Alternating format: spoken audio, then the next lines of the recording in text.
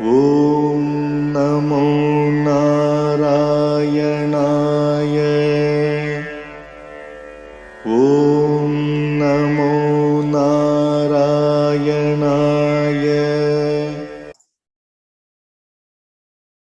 Asmad Gurubhyo Namaha, Asmad Parama Gurubhyo Namaha, Asmad Sarva Gurubhyo Namaha. So we're continuing on with our discussion of Hari Bhakti Vilas. We left off in the 11th Vilas. So we left off in the 11th Vilas at text 350. So we're going to take up text 351. It's from the 10th canto of the Srimad Bhagavatam, 10:34-18, where it's stated, O infallible Lord, I was immediately freed from the Brahmana's punishment simply by seeing you. Anyone who chants your holy name purifies everyone who hears his chantings, as well as himself. How much more beneficial, then, is the touch of your lotus feet? So we're continuing on, text 352. Therefore, Prahlad spoke this verse, which is found in the Nrsimha Purana, which is a minor Purana. It's not one of the 18 major Puranas. My dear Lord, those who loudly chant your holy names with jubilation are to be considered saintly persons. They are genuine, selfless friends of all living entities. So this is about the glories of the holy name. Text 353, it says here, Sarva Vyadi Nasitvam. So that means it cures all diseases. So from the Greehad Naruti of Purana, in a conversation that discusses the satisfaction of the Supreme Lord, this verse is found. Truthfully speaking, when the holy names of the Lord, such as Achyuta, Ananta, and Govinda, are chanted, diseases run away in fear. So this is a very famous verse. Achyuta, Ananta, Govinda, Namucharana Beshajat. It should be Beshajat. I think there's a misspelling of Bishitaha. It may be an alternate form of this sloka, but we chant this sloka also when we chant Vishnu Sahasranama. It's a very famous, it's supposed to be in Ayurveda also. This Nashanti Sakala Roga, Satyam Satyam Vadamyaham. So Satyam means truth. Satyam Satyam Vadamyaham means I say Satyam, I say it's truth. Again, I say it's truth, right? That Sakala Rogaha Nashanti, that all diseases will go away by chanting Namocharana, the names Achyuta, Ananta, and Govinda. And this should be not Ananda, but should be Ananta, right? Okay. So probably, I don't know, sometimes T's and D's are transposed, especially in Tamil. So maybe somebody saw a South Indian text that said in this, maybe Gopalbhatta got this from a South Indian text and he transliterated, or somebody transliterated it as Ananda. But the mantra should be Achyuta Nanta Govinda Namucharana Beshajat Nashanti Shakala Roga Satyam Satyam Vadamyaham. We say it at the end of Vishnu Sahasranama all the time. And the interesting thing about this is that in Tamil Nadu, right, people say Achmana. When they say Achmana, they say Achyutaya Namaha, Om Achyutaya Namaha, Om Anantaya Namaha, Om Govindaya Namaha. When they sip the water 3 times from the right palm, they say Achyuta Ananta Govinda. Like that. Yeah. So so this is used for Achmana in Tamil Nadu.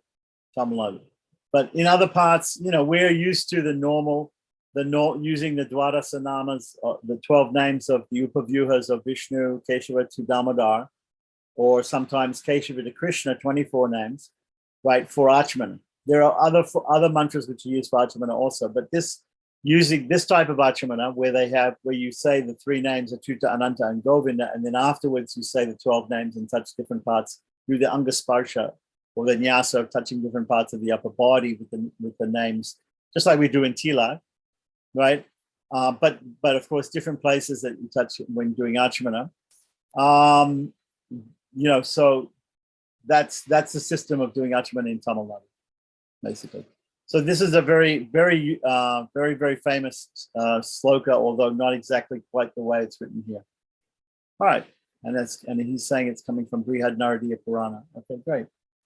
So if we continue on, text 354, Vyasadeva is speaking this verse to Samba in the Parasara Samhita.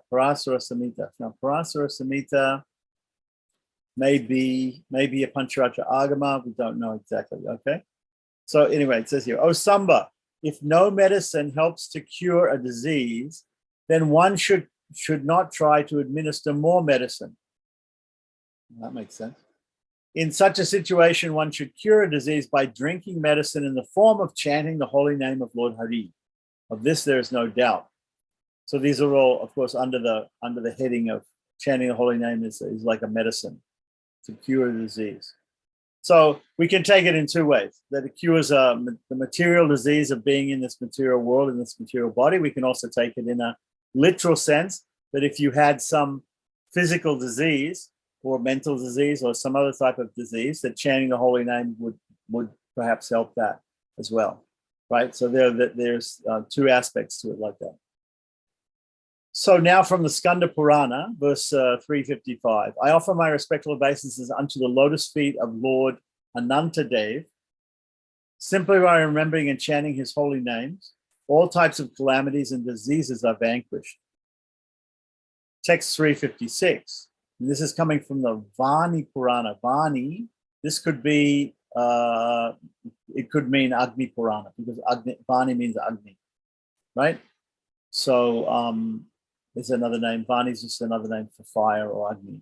So it could be from Agni Purana. Yeah, because I haven't heard of a Purana which is actually called Vani. Okay. So it says here, people who are being tormented by the king or overwhelmed by a dreaded disease can become fearless by chanting the holy names of Lord Narayana. Very good. Text 357, so that was that section, right? And the next section, it soothes all miseries. So if you're feeling miserable or something like that, chanting the holy name can make you hear the word sarva dukkha. It says sarva dukkha means not miseries, unhappiness, right? Melancholy. So it's the opposite of that. It'll cheer you up. It'll make you happy, right? So now again from Greehad Vishnu Purana. Vishnu Purana, okay, he's calling it Greehad. Vishnu Purana is, of course, by Parasara Rishi, the father of Vedas, authored by him, and it's a Satvika Purana. Okay, so we go down here. It says here, congregational chanting of the holy names of Lord Hari cures all kinds of diseases, removes all disturbances, and counteracts all forms of inauspiciousness. Text 358, from Brahma Vaivarta Purana, it's stated, all sinful reactions are nullified, all disturbances are dispelled, all miseries are removed simply by chanting the holy names of Lord Hari. Again, we're coming back to the Bhagavatam, 12th canto, 12th chapter, 48th verse. In text 359 here, it says, one who respectfully glorifies the Supreme Personality of Godhead or simply hears about his transcendental qualities, the Lord enters his heart and dispels every trace of misfortune, just as the sun removes darkness or a strong wind drives away clouds. Text 360 is from Vishnu Damotra. Also, I think one of the minor Puranas, right?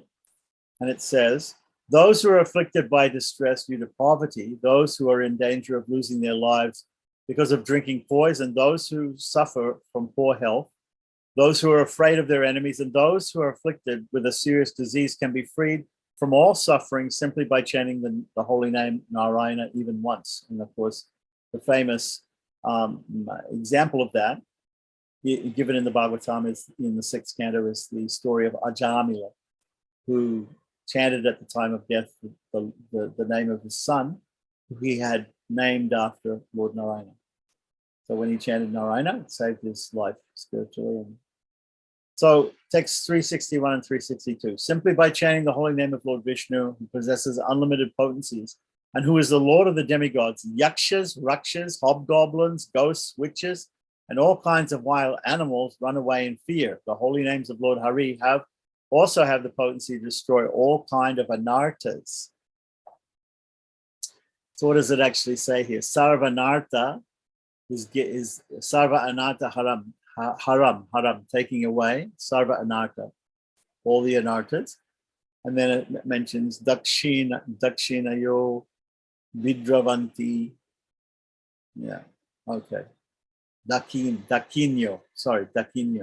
Dakinis are witches. Okay. I didn't see exactly all the words for all these other types of. It says lions here. It mentions simhaka, lions. So I guess witches and lions are directly spoken about in the translation a little bit. A little poetic lessons there. Okay, so text 363. While sneezing, while feeling thirsty, or while feeling depressed, one should chant the holy names of the Lord so as to become liberated from all types of anarthas. Again, we have in the last line, sarva anartha. Samshaya means destroyed. Nama sankirtana kritva, by doing or having done. Nama sankirtana, the chanting of the holy names of the Lord. The result is sarva anartha na samshaya. Okay. So then we have text 364 from the Padma Purana. Devahuti is offering a prayer. And her prayer is, those in material existence are continuously suffering due to the ever-increasing fire of illusion and the darkest sport of ignorance. However, if one enters the cooling shade of a cloud in the form of the Lord's holy names, he will surely gain relief. So the next section here says, Kali Bhadapaharitvam, means it checks the influence or takes away the influence of Kali. And we find this immediately we think of the Kali Shantaranya Upanishad. The Kali Shantaranya Upanishad, which is one of the 108 main Upanishads in the Vedas, mentions the chanting of the Hari Rama Mahamantra, Hari Rama, Rama Rama, Hari Krishna, Krishna Krishna, Hari, as being an easy way to cross over the miseries of Kali Yuga. So here we're talking about crossing over the miseries of Kali Yuga. Of course, some people chant it Hare Krishna, Krishna Krishna first, but there's really no problem because you keep chanting it, it's going to come around. So that's mentioned. So that's immediately comes to mind the Kali Shantaranya Upanishad. So, but here, this is coming from Skanda Purana, this quote, and it says, there is no need to fear the sharp-teethed, ferocious snake in the form of Kali, right? Because it will be burnt to ashes by a blazing forest fire in the form of Govinda's holy name, right? And so here, in the third line, it actually says Govinda Nama Davina, Dava, burning, right? Forest fire. So the forest fire of the name of Govinda, right? By the forest fire of the name of Govinda, the Govinda Nama Davina, right? This Kali Kala Kusarpasya, right? Kali means the black snake of Kali is destroyed, right? By that. It's a really nice analogy. Okay, so now 366 and 367 from Greehad Naruti of Purana. Again, it's going to talk here about the effects of chanting the holy name in Kali Yuga, which of course is Kali Yuga's there are different methods of worshiping the Lord, right? In different yugas, which are considered to be more effective. And so in the Kali Yuga, the Harinama Sankirtana, chanting the holy name of the Lord, is considered a more effective way. So here it is. It says, glorious are those who are attached to the chanting of the holy names of Lord Hari in this degraded age of Kali. It is a fact that Kali cannot enter any impediments for such devotees. O Hari, O Keshava, O Govinda, O Vasudeva, O Jaganmaya. Those who regularly chant the holy names of the Supreme Lord will never face any difficulty from the mischievous Kali, right? The personified age of darkness, ignorance, the Iron Age, Kali. Okay, so text 368, again from Vishnu Damodara, right? It says, O tiger-like ruler, Kali cannot create any obstacles for those who constantly chant throughout the entire day and night. the holy names of Lord Vasudeva, the maintainer of the universe. Okay, so I don't know if it's possible, but I guess some great saints can constantly chant all day and all night. But here it's saying, it's just encouraging people, right? It's encouraging people to chant all the time, chant the holy name of the Lord. Very good. So text 369, it delivers one from the hellish condition of life. So again, from Nrsimha Purana, right? It says, when the residents of hell chanted the holy names of Lord Hari, they attained the supreme abode of Lord Vishnu. The very attachment they displayed for the chanting of the holy name, they maintained for the Lord's devotional service. Text 370. Itihasa Uttama. Itihasa Uttama. It's from Itihasa Uttama. Okay. Itihasa. There are two normal itihasas, the Ramayana and Mahabharata. Right? Itihasa Uttama is probably a collection of verses from those texts, or it could be an independent work, with some wonderful verses in it. We don't know. There's a very famous book called Itihasa Samuchaya, which is often quoted in other texts, but I'm not exactly familiar with this Itihasa Uttama. But anyway. Here's a quote from it. It says, those who reside in hell and those who are always engaged in sinful activities also become liberated from their hellish conditions of life simply by the influence of the holy names of Lord Hari. It's good. Text 371, it destroys the very seed of sinful activities. So this goes back, if we think about the doctrine of karma, right? So there's different forms of karma. There's the Sanchinta, the Agami, and the Prarabdha, right? So there's different forms of karma. So one of the things about karma is if you do something sinful, if you do something pious, it leaves a seed in your heart that you want to do it again, like that. It's sort of like, if you eat something and you really like it, so you eat it again, like that. If you don't eat it, if you don't like it, then you won't eat it again. So these particular activities, if the living entity engages in an activity, it leaves what's called and here the word Prarabdha is mentioned. It says the very seed of sinful activity. So what it's really saying here is much more deep than just it destroys the seed of sinful activities. So out of the three types of karma, Prarabdha karma is like that essential initial karma that one has, right, from time immemorial, right? So it says that chanting the holy name even destroys that type of karma, that Prarabdha karma, right? So here again, we're quoting from the Bhagavatam from the 6th canto. Right, 6th canto is very much about, because it has that story of Ajamil chanting the holy name of the Lord at the time of death, which is, or as we know from Bhagavad Gita, is Antima Smriti, his remembrance of the Lord at the time of death. Or it shows to the Vishnu Dutas, it showed that he was trying to remember the Lord at the time of death. Actually, he wasn't thinking about the Lord; he was thinking about his son. But when he chanted Narayana, they thought, well, he's remembering the Supreme Lord, like that.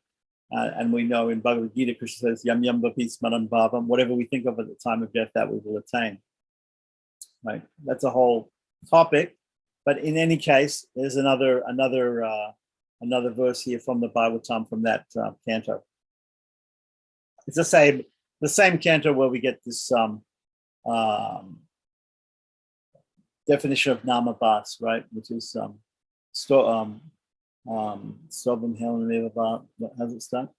Stobam Helanameva Vaikuntanama Grahanam Shesha Grahanam Vidu. I forget how the first line, but anyway. So therefore, one who desires freedom from material bondage should accept the process of chanting the name, fame, form, and pastimes of the Supreme Personality of Godhead, at whose feet all holy places reside. One cannot derive any benefits from other methods, such as pious atonement, right, which is probably prayastita up here, pious atonement, speculative knowledge, and meditation in mystic yoga. Because even after following such methods, one will surely take to fruitive activities once again. being unable to control his mind, which is contaminated by passion and ignorance. Okay, so it's a very important point here, right? So basically saying that there are other methods of getting rid of our karmas, right? Or counteracting our karmas, what we call prayaschitta or atonement for bad actions. So, one might take to meditation, mystic yoga, speculative knowledge, reading the scriptures. That's jnana yoga, mystic yoga, or even doing some sort of karma kanda prayaschitta, atonement. But the problem with that is that again, the person has that seed of the bad activity, and that's going.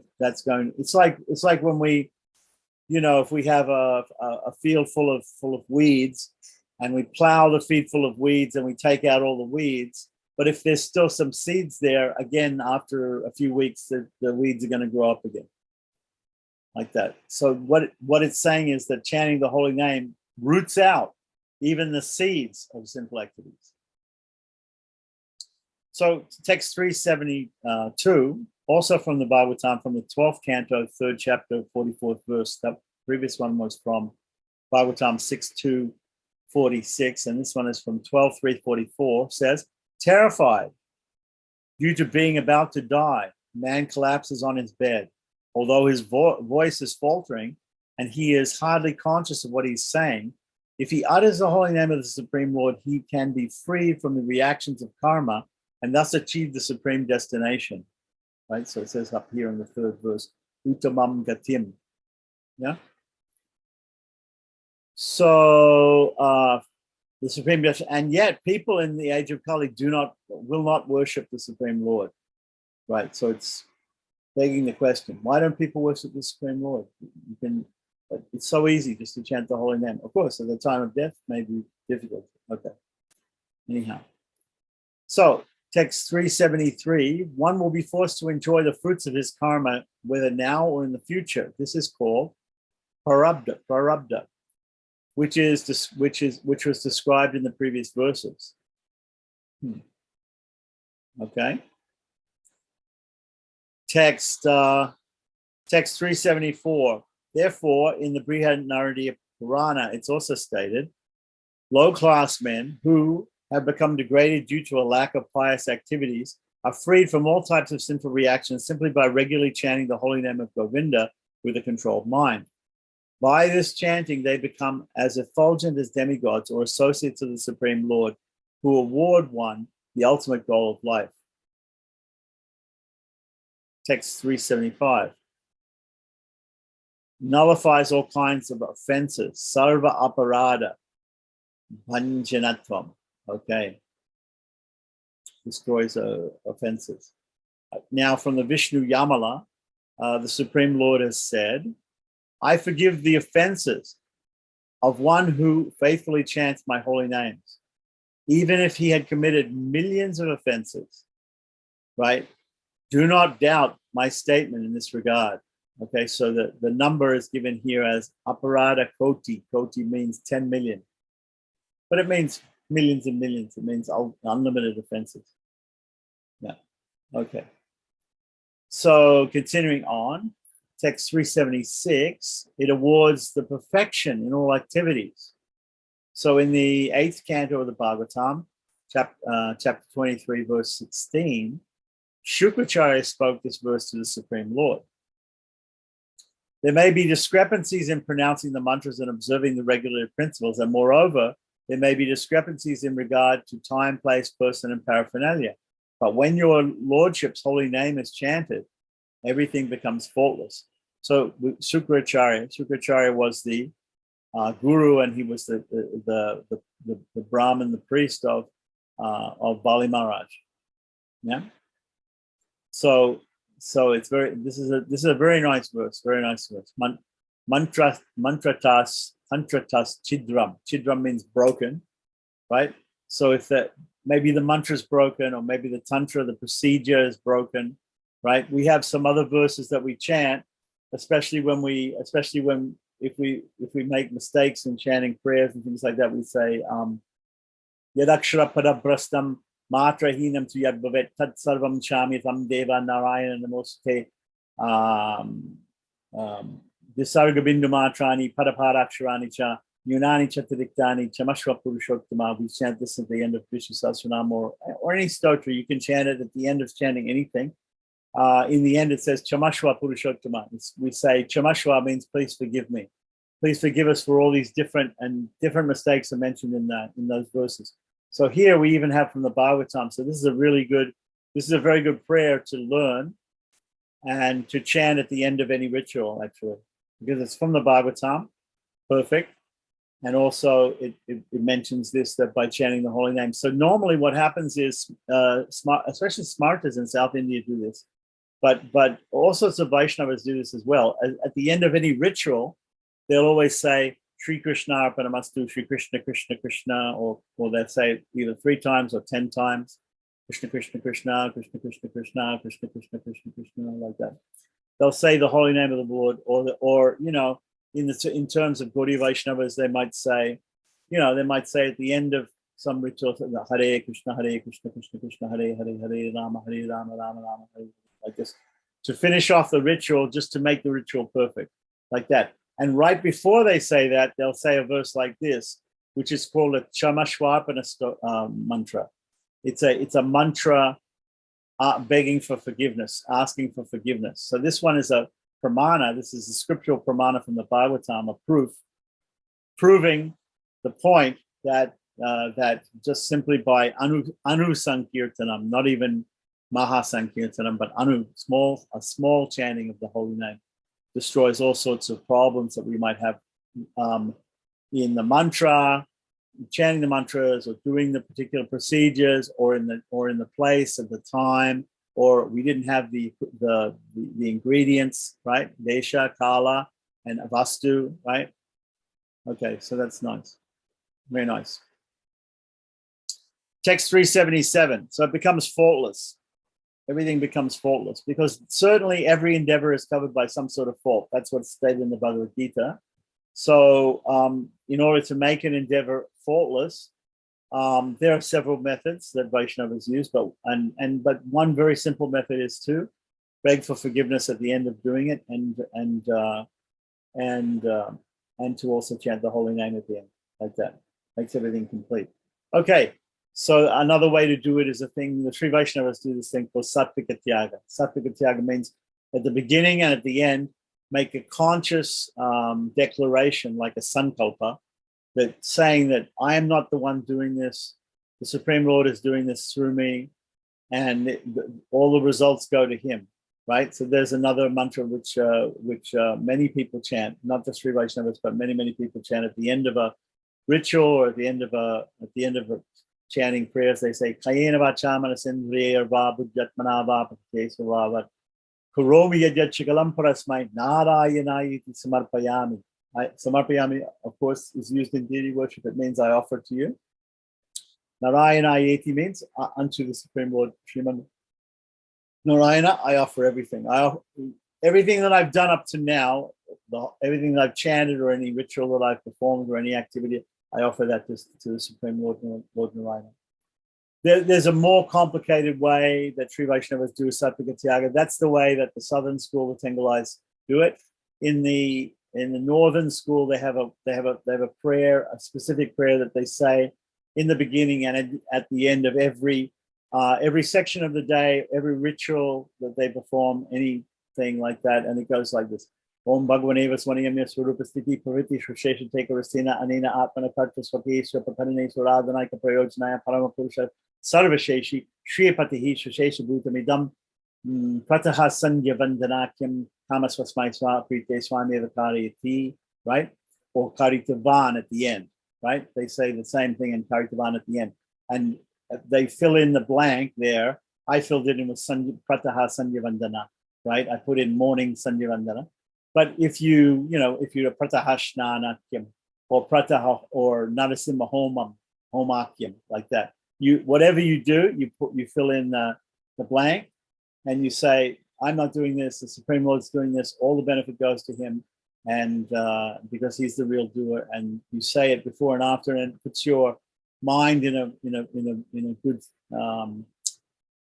It gives you the proper mentality for performing the worship, and also after the worship, after the ritual, like that. Okay, and that is coming from Pancharatra, but it's also mentioned very clearly by Ramanuja in his book Nitya Grantha, which is his book for his followers, like that. And there are in many other Anikams and books in Sri Vaishnava Prayogas, it's there, like that. So we have Kaina Vachamana Sindriyava, we have the Chamash Stotrams, Yadakshara Parabrastam, and we have this mantra that we just got from the Bhagavatam.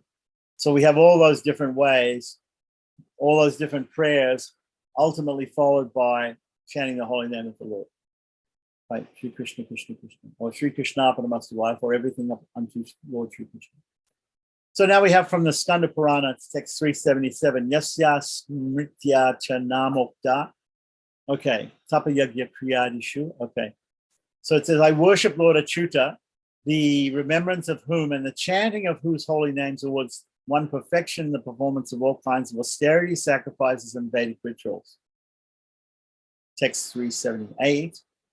The chanting of the holy name is the essence of the Vedas, right? So what does it say in Kali Santaranya Upanishad? Hare Rama, Rama Rama, Hare Hare, Hare Krishna, Krishna Krishna, Hare Hare, Iti Shodashakam Nam Kali Kalvashasanam, Nata Parantaro Nanyat, Sarva Vedeshu Drishyate, Sarva Vedeshu Drishyate. In all the Vedas, you won't find a simpler method like this than this.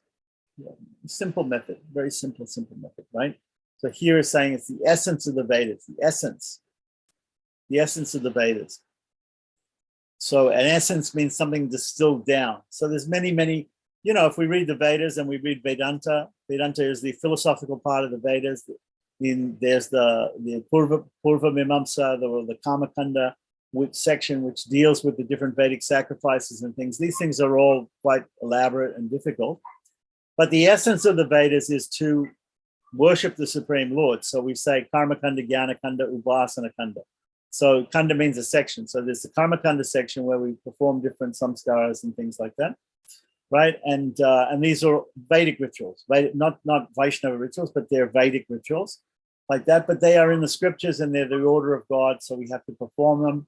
And then we have the Jnana Kanda, the Upanishads, the Vedanta, which tells us about the relationship between the universe and the individual soul and God, and gives us an understanding in terms of Gaudiya Vaishnavism that would be called Sambandha Jnanam, right? Understanding what's what, in what reality actually is, beyond the illusion that we are this body and we are this in this material world. But we are actually the soul, and the soul is meant to serve God. So that's the reality. So that is described in the Vedanta. So in the Vedanta, also in the Upanishads, there are what we call 32 vidyas. There are 32 different paths, right? So some of them involve chanting mantras, some of them involve certain meditations and certain things like that. Some of them involve surrender to the Lord, like that. These are called vidyas, right? Vidyas. So you get Gayatri Vidya, Nyasa Vidya. There's different types of vidyas. These are they're types sadhanas. They're methods. They're methods of worshiping the Lord. Okay, like that. But what is the essence? It all boils down to the essence. So here it's saying that the chanting of the holy name is like the essence of all these things.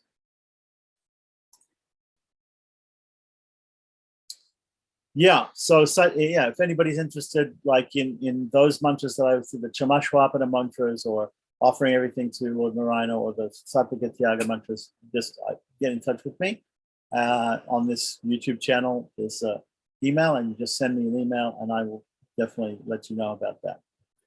Okay, so now text 378. Here's a section saying that explaining the holy name in detail, how it's the essence of the Vedas. So again, we have from Vishnu Damodara Purana, right? We have Prahlada saying, the Bhakta Prahlad, or the great devotee Prahlad Maharaj, he's saying, one who has uttered the two syllables, ha and ri, right, has certainly studied the Rig Veda, Yajurveda, Samaveda, and Atharva Veda. So that's an easy way to study the Vedas. Just chant ha and ri, hari, right? Which is the name of the Supreme Lord. Here, and here it's this one. See, it says here, Akshara, which means syllable, Dwayam. 2 Aksharas, Harir, Harir. And in fact, this is an interesting thing that in the Sri Vaishnavas, when they get up in the morning, other Vaishnavas too, some other Vaishnavas too, in a lot of the books that it says when you get up in the morning, the very first thing that you say is Hari, Hari, Hari, Hari, Hari, Hari, Hari. Right? Hari, Hari, Hari, Hari, Hari, Hari, Hari, 7 times. Okay. Some people say it with Sandhi also. They say Harir, Harihi, Harir, Harihi, Harir, Harihi, Hari. Like that. Depends on how much you're interested in the grammar and everything. Okay, text 379. So immediately we wake up, we think of the holy name, we chant the holy name. 379, text 379. The statement by Parvati in the Skanda Purana. So in the Puranas, we have lots of conversations between different people. Parvati is, of course, the wife of Lord Shiva, and she asks many questions at different times, and she will ask those questions and get really good answers from Lord Shiva. So who is a Mahajana, who's a great devotee of the Lord Krishna. So, my dear child, you should simply chant the name Govinda every day. Then you will no longer need to study the Rig Veda, the Rig Yajur Sama or Anatava Vedas. So she's just saying, if you just chant the name Govinda, Govindati, means Govinda iti, means chant Govinda. When you say iti in Sanskrit, it means that what comes before has to be chanted out loud. It's like putting quote marks on it. It's meant to be spoken speech. So Govindati, right? Govindati, Hare Nama, the holy name of the Lord, of Lord Hari, which is Govinda. Okay. So text 380 in the Padma Purana, in a prayer which describes the 108 names of Lord Ramachandra. If we look throughout the scriptures, we'll find 1,000 names of Vishnu, 1,000 names of every deity, and we'll also have 108 names. So usually there are actually 108 names. It's called Astotara Shata, right? So Shata means 100. Astotara, Asta means 8. Asta Uttara means above, right? So 8 above 100 is Astotara Shata. So Astotara Shata Nama Stotram, here it's said, is called Padme in the Padma Purana, right? Cha and Sri Rama Astotara Shata. So Shata means 100. Rama is Sri Rama is Rama, and Astotara means 8 above 100, so 108. Nama Stotre, in the 108 names of Rama, Om Ramaya Namaha, Ramavadharaya Namaha, Ramachandra Namaha, Om, like that. It goes on, right? There's 108 names.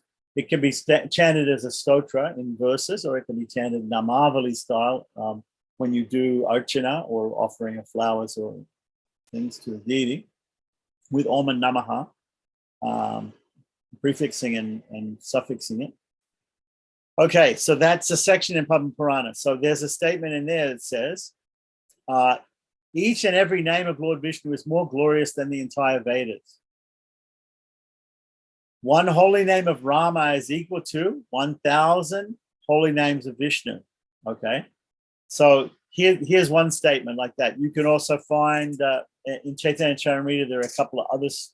We don't usually chant this pramana or this statement from Padma Purana, but there's another one that we chant. Sri Rama Rama Ramiti Rame Rame Manorame Sahasranama Tatulyam Rama Nama Varanane. Right. So this is also this doesn't have to do with Parvati, does it? Maybe.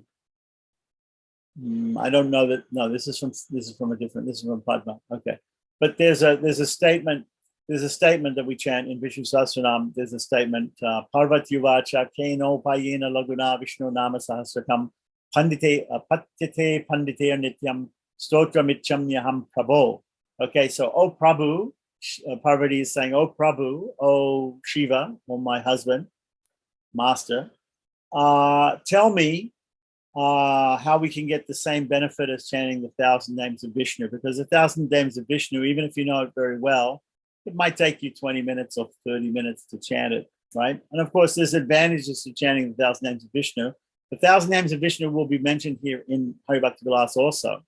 and we'll come to that, I'm sure. But it is a sort of a long prayer. Of course, one of the advantages of chanting all these 1,000 different names or 108 different names is that it's you can think of all the different pastimes that have to do with those names. Those names are very descriptive. And also, because it's not repeated over and over again, like chanting the same short mantra over and over again, it doesn't become repetitive. And it doesn't become, one doesn't lose the concentration, right? Sometimes when we're chanting a mantra, that's why in Mantra Shastra, you start off by learning very short mantras, like Bij mantras or seed mantras, like Om or Aim or Kleem or Shrom, you know. You start off by learning those mantras, Bija mantras, and by chanting those Bija mantras, by doing pranayama and nyasa and all these different japangas, these things will help us to perfect the japa, the chanting of those mantras, right? And by doing Puruscharana, which comes in the 17th Vilasa, we have in Hari Bhakti Vilasa, in the 17th Vilasa, it's going to talk about the process of perfecting the mantra. So in Hari Bhakti Vilasa, it's giving directions for a Vaishnava to live his life. And it starts out with finding a guru and then getting initiated into a mantra, or getting what we call mantra upadesham, right? So actually, Vaishnava initiation is a little bit more than mantra upadesham. Mantra upadesham is simply getting a mantra and learning from a teacher how to, you know, the use of the mantra and the meaning of the mantra and how to meditate, how to think about the deity of the mantra, and how to do the Rishyadi nyasas and Karananga nyasas, and to help us to really concentrate on the mantra so that we can get the mantra siddhi, get the perfection of the mantra. And then we can use it for all sorts of purposes, with different rituals and things. So in Mantra Shastra, it starts out, it says, you know, you should start with short mantras, very, very short mantras, like single syllable mantras, right? And then work your way up like that. So here we have, it's talking about the name of Rama. So Parvati's she's asking, what's the same benefit as chanting this really, really long stotra Vishnu Sahasranam, which is 108 slokas long, 108 verses long. And then it has a Palashruti too. It also has the benefits, which go for another 25 slokas. So it's quite long. So she's saying, you know, how can we get the same benefit? And the answer is coming, that just by chanting this other sloka that I mentioned, Shri Rama Rama Rameti, it says Rama Rama Ram, Eti. Again, Eti means chant 3 times Rama, and it equals 1,000 names of Vishnu, right? And so there's a system, Katapayadi system in Sanskrit, okay? So everybody should know this Katapayadi system. There's a system in Sanskrit with the Sanskrit alphabet that certain letters of the Sanskrit alphabet can be turned into numbers, right? So it's Sanskrit numerology. So Sanskrit numerology, if you take Ra and Ma, right? Ra is 2 in Sanskrit numerology, and Ma is 5, right? So if I chant Ra, it's like 2. If I chant Ma, it's like 5. If I chant Ra, Ma 3 times, it's like 2 times 5 times 2 times 5 times 2 times 5. 2 times 5 is 10. 10 times 10 is 100. 10 times 100 is 1,000. So that's the reason why they say Rama, Rama, Rama equals 1,000 names of Vishnu. Because numerologically, in Sanskrit, according to the Katapayadi system, right, Rama, Rama, Rama equals 1,000. Yeah? Of course, these are just, you know, naturally one name of Rama, one name of Krishna is great and is unlimited. You can get unlimited benefit by chanting even one name of the holy name. Any name, any holy name of the Lord, just one name is enough, right? Or you can chant it many millions of times also. That's also good, right? So it's not bad to chant a lot. It's also not bad to chant one time. Okay, so it's not a numbers thing. It's the potency. The whole idea is that the Lord's holy name has potency, unlimited potency. Even one holy name has unlimited potency. Look at what it did for Ajamil, right? So here, this quote is also saying about one name of Rama. So that other one says 3 names of Rama equals 1,000 names of Vishnu, right? Here saying one name of Rama equals 1,000 names of Vishnu, right? And there's another verse which comes from another Purana, which is slipping my mind right now, and I don't remember the verse, but it's there in Chaitanya Charitamrita. It comes right after, because that verse, Rama, Rama, Ramiti, is quoted in Chaitanya Charitamrita. And next to it, there's another one that says one name of Krishna equals 3 names of Rama, or equals also 1,000 names. So here we have one name of Rama equals 1,000 names. There it's one name of Krishna equals 1,000 names, right? So the holy name is unlimited, no matter what. Okay, even just one is equal to thousands, like that. So some people, they chant the same name, Krishna, Krishna, Krishna, Krishna, Krishna, Krishna, Krishna, hey, Krishna, Krishna, Krishna, like that, Or they might chant the 1,000 names of Vishnu, which is all different names, like that. Or you might here we said the 108 names of Lord Ramachandra, right? So Ramaya, Rama Bhadraya, Ramachandra, Vedase, Raghunathaya, Nathaya, Sitapati, like that. So this is a sloka form. So like that. Again, the holy name of the Lord is powerful, like that. So here, this is a very good quote. One holy name of Rama is equal to. See, it says here, Nama Sahasrena, Rama Nama Samam, right? So Rama Nama, right? Rama Nama means one Rama, right? Is equal to Nama Sahasrena, 1,000 names, right? Wonderful. It's a glorification. It's a mahatmyam. It's a glorification of the holy name, like that. Some people may take it as Shastric hyperbole, but the idea of Shastric hyperbole is to encourage people to chant the holy name.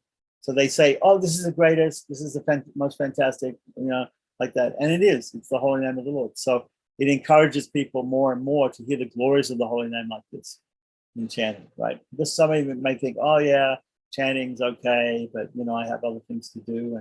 And here it's saying, no, it's so great. It is so fabulous to chanting even one name of Rama or one name of Krishna, like that, or 3 names of Rama, that other sloka that I said, is got unlimited benefit, right? So here's another section, another point about the holy name. These are all wonderful pramanas about the holy name, or Shastric proofs.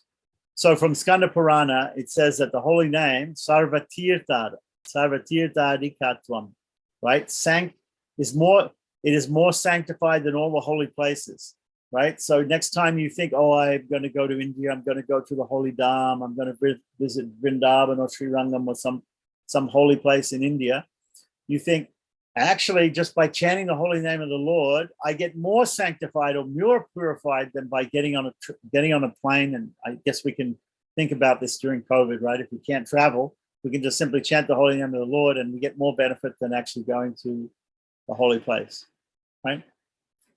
Not that you shouldn't go to a holy place. The whole idea of a Mahatman here is to glorify the holy name. If we have another Mahatmyam glorifying the holy place, it'll say, it'll say the glories of the holy place. Here we're seeing the glories of the holy name.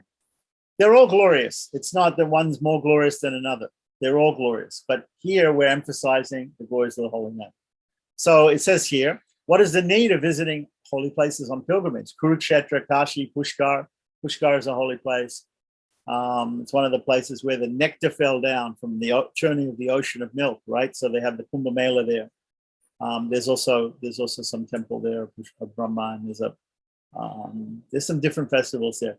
Okay, Kurukshetra, of course, it's called a Dharma Kshetra. In the Bhagavad Gita, in the very first verse, it says Dharma Kshetra, Kurukshetra. So Kurukshetra, just north of Delhi, that is the place where they had the Kurukshetra war, of course, where Lord Krishna spoke the Bhagavad Gita. It's a holy place, right? And so therefore it's called Dharma Kshetra. It's called the holy place, the holy Kshetra. Kshetra means place, right? Kashi, of course, is Benares, otherwise known as Varanasi, right? And it's on the river Ganges, right? And there are many temples there, a lot of Shiva temples, but we also have Vishnu temples there and things like that. And it's considered one of these places in India, so holy that if you die in that place, you will attain liberation, like that. And they say that if a person dies in Kashi, that Lord Shiva comes and he chants the name of Rama, or he chants the Ramachandra mantra in the person's ear, either Ram Ramayana Maha, or he chants Sri Rama Jaya Rama in his ear like this, and the person gets liberated like that. Okay. So now we continue on. Vamana Purana. It's going to tell us also about pilgrimage places and the holy name. Whether there are 100 million holy places, right? See here, up here it says here. I don't know if he's translated this correctly. Koti is 10 million, and Sahasrani is 1,000. So 1,000 times 10 million. I think that's a billion. I don't think that's 100 million, right? 100 million would be Satakoti. No, 100 million would be Das Koti. Das Koti would be 100 million, because Koti is a crore. In India, they say lakh and crore. Lakh is 100,000, and then a crore is 10 times that, which is 10 million, or 1,000 times that, 10 million. 100,000 times 10 is a million. No, like 100 times 100,000 is 10 million, right? So lakhs and crores in Sanskrit, that is laksha and koti, right? Koti. So koti means 10 million. So sahasrani koti means 1,000 times 10 million, which is a billion, right? So here he's translated that as 100 million. So it's really a billion holy places of pilgrimage, and 1,000 million holy, 1,000 million. Okay, so he put 1,000 million. He put it there, 1,000 million, which is the British way of saying billion. Yeah, right. The American billion is 1,000 million, right? But a British billion is a million, right? Okay, I think the British have given up that idea and they accept the American billion now. But anyway, that used to be like that. So now, okay, so let's say that again. Whether there are 100 million holy places of pilgrimage or 1,000 million holy places is of no real concern. It doesn't matter if there's so many holy places. One can achieve the benefit of visiting all of these holy places simply by chanting the holy names of Vishnu. Imagine that. So what does it say? Vishnu Nam Anukirtanat, by chanting Kirtanat, Anukirtanat, Nama Anukirtanat. Very simple to understand this. So millions and millions and millions of holy places. And the word for holy place is Tirtha, which can also mean a holy tank or a holy river like that. Generally, holy places, they have holy rivers there. Okay, so continuing on. Text 383, this is from Vishwamitra Samhita. This is a Pancharatra Agama.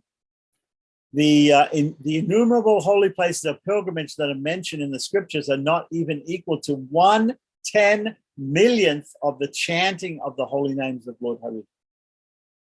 Right? So unlimited holy places, visiting unlimited holy places, right, is not even equal to 1/1,000,000th part of the benefit of chanting even one name of Lord Hari. See here it says Koti Amsa. Amsa means a part, right? Right? Like a limb. Like this is my legs, my hands, they're amsas, they're limbs of my body. So a part of my body. Yeah. So Koti, 1/10,000,000th part. 1/10,000,000th part. Right? Tulya means equal. Right? Tulya. They have this scale which is called Tulyadan, like that. You weigh things against one another to see if they're equal. Right. So okay, so this is not even equal. It's not even equal. Right. One now. So now from Laghu Bhagavatamrita, right, we have text 384. It says, "O son, what is the use of studying so much literature such as the Vedas and other such scriptures? What is the need of traveling to so many holy places of pilgrimage? If you are actually interested in attaining liberation, then simply chant loudly and clearly, O Govinda, O Govinda," right? What does it say? Again, we have this word iti here. If you see iti, whatever comes before it has to be chanted out loud, has to be said out loud. Govinda, Govinda iti sputamrata, right? Govinda, Govinda, right? When you go to Tirupati, everybody in the buses, they're all saying Govinda, Govinda, like that. Govinda, Govinda. Nice. Text 385. There's it is more beneficial than performing all kinds of pious activities. So we might think we open a hospital, dig wells, feed the poor. There's many, many pious activities that we can do, right? But it says here, go koti danam. Danam means to give in charity, right? Go koti. So koti, go. Go means cow. So 10 million cows, right? Giving away. So what does it say? Giving 10 million cows in charity at the time of a solar eclipse. So right place, right time, right activity. Standing in the water of the Ganges, right? While doing that. At Prayag, right? At the Triveni, at the meeting of three holy rivers, right? For one kalpa. Doing that for one kalpa, for one eon. Performing 10,000 sacrifices and donating as much gold as found at Mount Meru. I would say it's not as much mount as is found as gold that's found in Mount Meru. It's a Mount Meru worth of gold.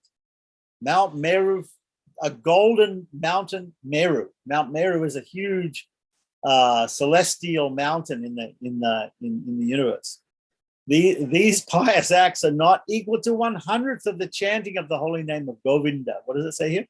Govinda kirtir nasamam. Nasamam. They're not those. Do all those things, put them all together. It's not even equal to one Govinda.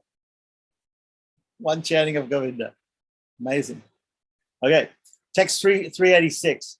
This is from Bodhayana Samhita. I'm not sure exactly what Bodhayana Samhita is, but Bodhayana was a great sage who wrote Bodhayana Sutra, and he also wrote a commentary on Vedanta Sutra, but which is lost. But he is a great sage, probably before Apastamba and Krishna Yajurvedi, right?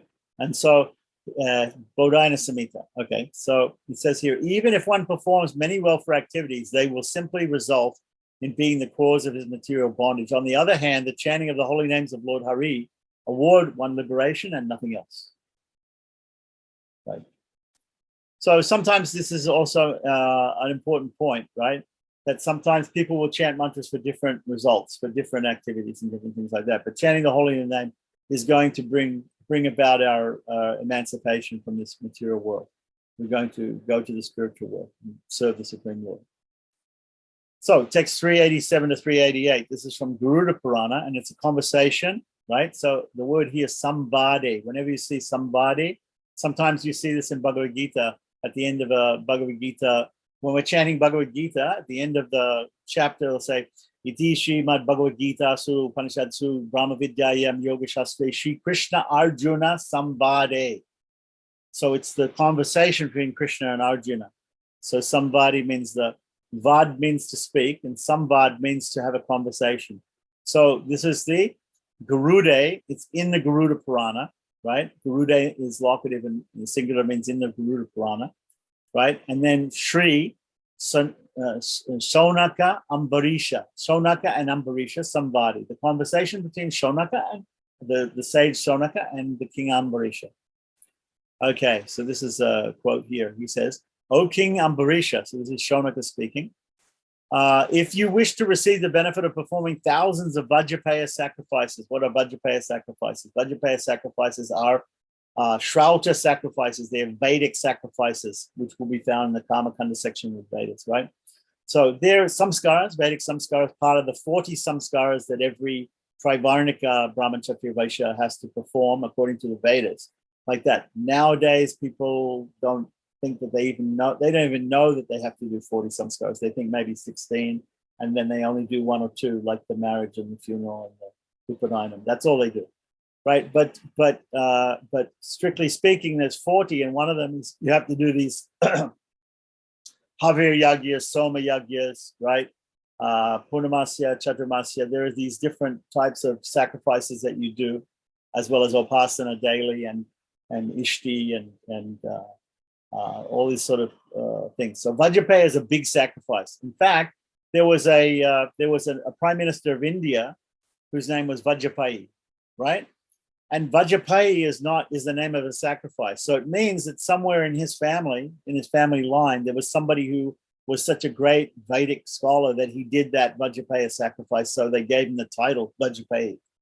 So if you do this Vajrapaya sacrifice, you can put at the end of your name, you can put Vajrapaya, you know.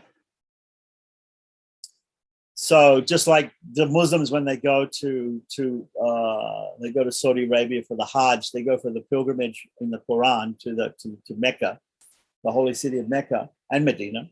But they go on this, it's called the Hajj. It's a holy pilgrimage. So when you come back from that, you can put on the end of your name Haji.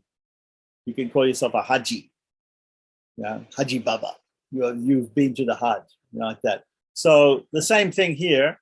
This sacrifice is a big Vedic sacrifice. It takes a lot of, it's over many days, and it's a very big sacrifice. Adivatra, Vajrapaya, Agnistoma, these are all. If anybody wants to know more about the Vedic sacrifices, you know, you can also just write to me at the email like that. And if you're interested, we can, in theory, you can learn about them. In practice, they're very rare, even in India today. So if you get to see one sometime, it's very interesting. Okay, so anyway, so King Shonaka Rishi is saying to King Ambarish, if you wish to perform the benefit of performing thousands of these huge Vedic sacrifices every day, Vajrapayas, right? Then simply chant the holy name Govinda after getting up early in the morning. So that's what it's saying. He's saying, so you no need to do all this Vedic, you know, this is there's a difference between Vaishnava and Vedic. The Vedic system, the Varnashram system, and all that sort of stuff in the Vedas, like that, takes a long time, may take many births to get to perfection. The Vaishnava system is much quicker, much easier. Chant the holy name, chant Govinda, and it's equal to thousands, the benefit of thousands of Vedic sacrifices. So what gain can you accomplish by cultivating Sankhya philosophy? Sankhya is one of the six main, six Vedic darshanas or philosophies, right? Sankhya, Yoga, Nyaya, Vaisheshika, Purva, and Uttamamimamsa. These are the six Vedic schools, right? So Sankhya is also, Sankhya just means enumeration or counting. It's sort of like material science, or, you know, enumeration of things, or describing things, defining things, you know. And it talks about the process of creation and material world and the different elements and things. So part of the Sankhya philosophy is actually accepted by Vaishnavas. We accept the process of creation from subtle to gross in this material world, coming from the Sankhya philosophy. So Sankhya is an important, and the Sankhya philosophy itself is based on the Vedas, right? So it is what we call Nigama rather than Agama, right? So we say Shruti and Shmiti. Usually, Shruti means the Vedas, and Shmiti means, so Shruti means that which is heard, the Vedas, the actual Vedas, the Upanishad. Vedas means the Rig, Yajus, Samas, and Atharva, and the other scriptures that go along with them, the Rig Samhitas, the Brahmanas, the Aranyakas, and the Upanishads. That's the Shruti. And then the Shmiti is all other scriptures, that which is remembered, right? Like that. So like the Puranas and things. And Idihasas, and you know. So this Sankhya is one of the six systems of philosophy that is allied with the Vedas, rather than with the Agamas. The Agamas, Sankhya is coming from is a Vedic type of doctrine. The Agamas are separate, right? There's Nigama and Agama, Shruti and Shmiti. Okay. So anyway, what gain is it accomplishing, cultivating Sankhya philosophy, right? Which somebody who takes to Jnana Yoga, they would study Sankhya, they would study Tarka, which means, you know, logic and Nyaya and these different things.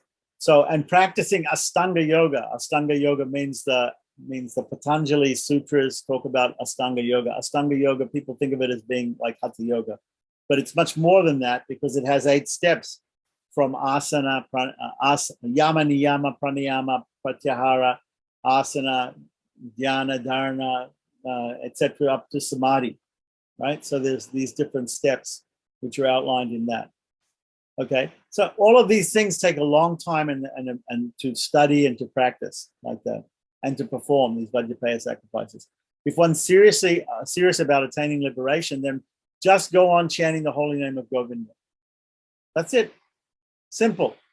So here he's saying chant Govinda, right?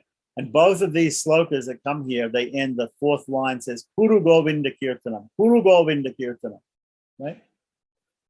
Kuru Govinda Kirtanam, Kuru Govinda Kirtanam. Chant the name of Govinda, right? Text 389. Devahuti spoke this verse to Kapila, to his son Kapila, in the Srimad Bhagavatam, 3rd canto, 33rd chapter, 7th verse. Oh my Lord, persons who chant the holy names of the Lord of your Lordship are far, far advanced in spiritual life, even if born in families of dog eaters. Right? Mentioned here, Svapacho, right? Pachati means to cook. Sva means dog. So Swapacha is a person who cooks and eats dog, right? So here we have, even if a person is born in a family, a degraded family of dog eaters, such chanters are undoubtedly perform all kinds of austerities and sacrifices, bathed in all sacred places, and finished all scriptural studies. So a person who simply chants the holy names, one who just simply chants the holy names of the Lord, he's considered to have, even if he comes in a low family like a dog eater family, he's considered to have gone to all the holy places, and performed all austerities, performed all sacrifices, and finished all the study of all scriptures, because that's the goal. Okay, so now text 390, it awards the ultimate goal of life. The ultimate goal of life, right? Normally, there are 4 goals of life, artha,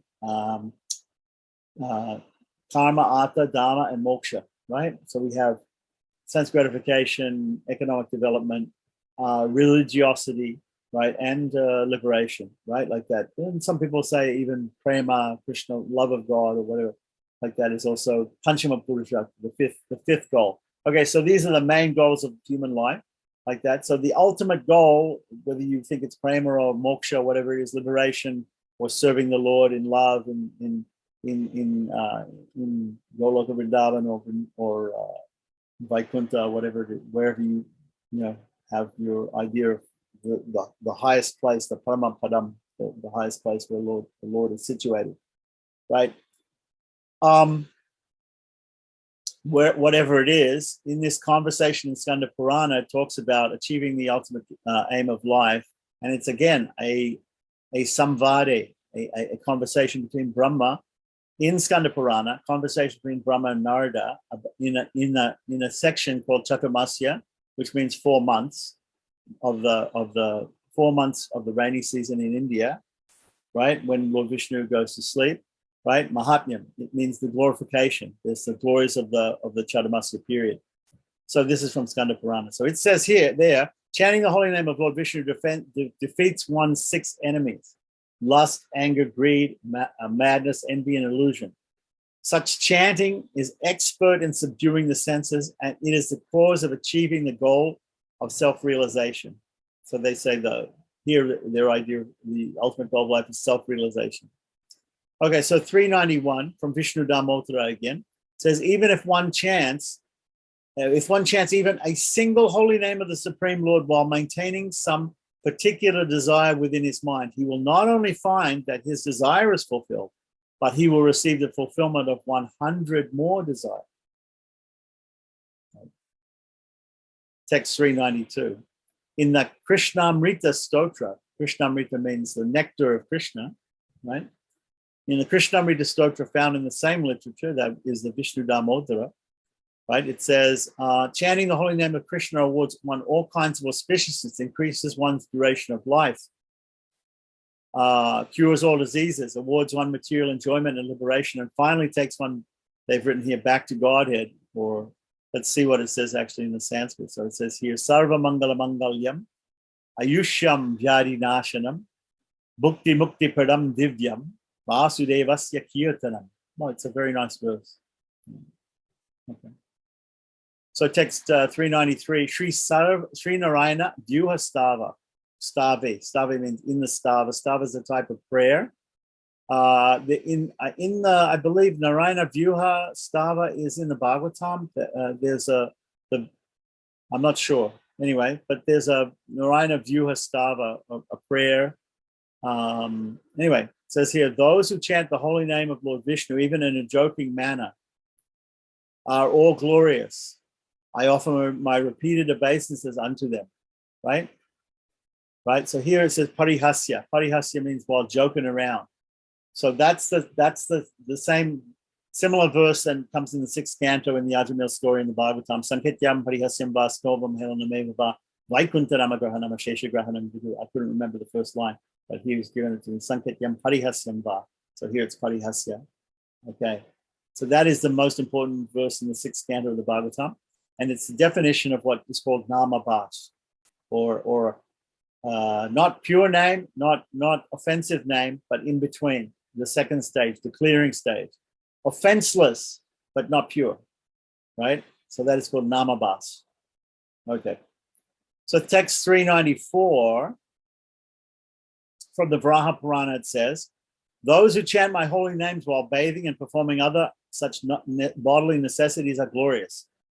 They have achieved real benefit and their human birth has become successful. And again, it says here, text 395, especially in the age of Kali. All right. So Vishesha means special or especially, right? Visheshataha, specifically in the age of Kali, Kalo, in Kali Yuga, right? So it says here, there's no question of doubting the fact that those who chant the Hari's holy names even once are most glorious. In the age of Kali, it is rarely seen that a sinful person will take the chanting of the holy names of the Lord, right? So Kali's such a sinful age, people don't do it, but they should do it because they can get fantastic benefit, unlimited benefit from chanting the holy name of the Lord, especially in Kali Yuga. Again, from the 11th canto of the Bhagavatam, 5th chapter, 36th verse, text 396, it says, those who are actually wise can appreciate the great value of this age of Kali. What is that value of this age of Kali? Because it sounds like a bad age, right? Such enlightened persons worship Kali Yuga because in this fallen age, all perfection can easily be achieved simply by the performance of Sankirtana. This is a great Srimad Bhagavatam, 11th canto, 5th chapter, text 36. So right in the end of the Bhagavatam in the 11th canto, of course there's 12 cantos, but nearing the end of the Bhagavatam, it's mentioning about the advantage of being in Kali Yuga. So we're in Kali Yuga now, so the advantages of being in this present age, because we think, usually when we think of Kali Yuga, we think there's so many disadvantages, but the advantage is, right, that this is the Yuga Dharma is chanting the holy name, and one can very easily attain perfection by this Harinama Sankirtana. Yeah. Okay, so chapter text 397, again from Skanda Purana, it says, in this world, glorification of Lord Hari is the foremost kind of austerity. Therefore, to please Lord Vishnu in this age of Kali, one should continuously chant the holy names of the Lord. Right? Vishnu Prityai Samacharet. Right? To remember, right, the dear Lord, like that. Shri Hari Kirtanam is the second line. So it is omnipotent. The holy name of the Lord is all powerful, omnipotent, right? Shaktimat, Sarva Shaktimat. All Shaktis, all powers are in the holy name, right? Skande, in the Skanda Purana, these verses are given, and it says here, the power to nullify sinful reactions that is invested in giving charity, executing vows, performing austerities, traveling to the holy places of pilgrimage, worshipping the demigods, serving the devotees, conducting the Rajasuya sacrifice. That's another big Vedic sacrifice done usually by kings, right? The horse sacrifice, again, done by kings, this Ashvamedha sacrifice. And cultivating knowledge of self-realization, all this potency has been invested in the holy names of the Supreme Lord. Text 400. As the sun dissipates the darkness, the holy name of the Supreme Lord destroys even the most grievous sinful reactions when chanted. Text 401. From the Brahmanda Purana. To achieve all kinds of perfection, you should always chant the holy name of the Supreme Lord that you feel attracted to. So that's interesting. That's an interesting thing here. So you feel attracted. Some people feel attracted by chanting Krishna Govinda, other people by Narasimha, other people by Rama, there may be a particular Sriman Narayana. There's different names that people are attracted to. The Supreme Lord is omnipotent, right? He's completely full of Sarva Shakti, right? Sarva Shakti Mat. He's all powerful. He's the master of demigods, and he carries a chakra in his hand. So it is pleasing to everybody. It's pleasing to everybody, right? So in the Bhagavad Gita, 11th chapter, verse 36, it is stated, O master of the senses, the world becomes joyful upon hearing your name, and thus everyone becomes attached to you. Although the perfected beings offer you their respectful homage, the demons are afraid and they flee here and there. All this is rightly done. Text 403. That it makes the chanter worshipable by all. A person who chants the holy name of the Lord, he himself becomes worshipable. Right? It's so powerful, so purifying. So this is from Greehad Naruti of Purana. Those who regularly chant the holy names of the Supreme Lord, such as Narayana, Jagannatha, Vasudeva, and Janardana, are glorified everywhere. Again, text 404, at the end of the story of Yagyadvaja, that is narrated in the same literature, Sutta Goswami spoke. So in the same, it means Greehad Naruti of Purana, which we just saw, right? So Sutta Goswami says, I offer my repeated obeisances unto those who chant the holy name of Lord Hari while sleeping, eating, walking, standing, or speaking. If we could chant in our sleep, wouldn't that be great? So he's talking about, this is to encourage people to chant at all times. Chant when you're walking, chant when you're standing, chant when you're speaking, chant when you're eating, chant when you're sleeping. At any time, there's no rules and regulations. Another thing that you can learn from Kali Shantaranya Upanishad, there's no rules and regulations for the holy name of the Lord, right? It says that in the Kali Shantaranya Upanishad. Exactly the Sanskrit. If something you want to know, you can ask me. We can talk about it. Sri Narayana Vyuha Stava, again, text 405. Obeisances should be offered to women, Sudras, dog eaters, and others. Why? Why would we offer obeisance to them? Who are beyond the purview of Vedic society, like even more fallen, the Panchamas, beyond the Sudras, lower than the Sudras, the Malechas and the Chinnas and the Yavanas and the people outside of Vedic society. If they devotedly glorify the holy names of Hari, then they become exalted, and we offer obeisances to them. It awards the ultimate goal of life. Om Namo